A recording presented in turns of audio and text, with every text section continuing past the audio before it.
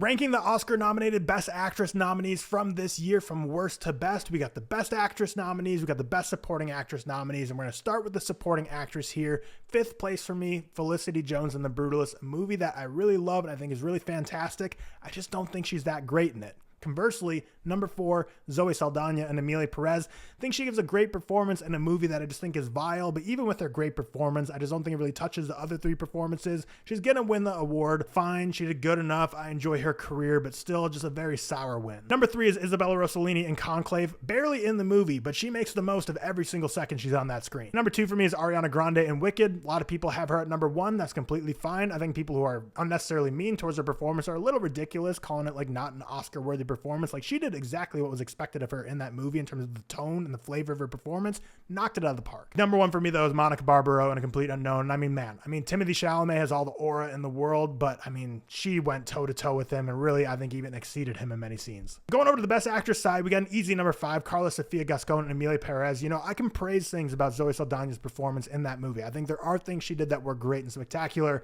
Carla Sofia Gascon, really don't have anything positive to say about your performance. But the other 4, I think, are quite great performances, but number 4 for me has to be Cynthia Erivo and Wicked, and it feels low putting her here because no one's denying she has all the talent in the world when it comes to singing, and even her acting in this movie I thought was great as well, but the other 3 are just something special. Number 3, I'm going to go Fernanda Torres and I'm Still Here. I'm struggling with these top 3. They could really go in any order, but she gives such an emotional and reserved performance in this film, a film that easily could have fallen into the trope of like being very overdramatic with the way she's displaying her emotions, but the way she delivers her performance I think is exceptional. If she won this award, I'd be very happy for her. Number 2 for me is going to be Mikey Madison and Honora. I think both physically and emotionally and what she was able to do for really, when you look at her whole career, like not that experience of an actress, especially compared to some of the other ones you're seeing on this list here. And she absolutely crushes a film that requires so much to be on her back in the midst of a very fun ensemble. A lot of people, again, being very unnecessarily mean towards her, just saying, oh, she's just screaming the whole movie. No, Mikey Madison, if you win this award, you absolutely earned it. Number 1 for me and who I think should win the Oscar is Demi Moore for The Substance. Again, maybe it's just the flavor of this award season, but a lot of people being very unnecessarily mean towards her as well, calling this like a career award.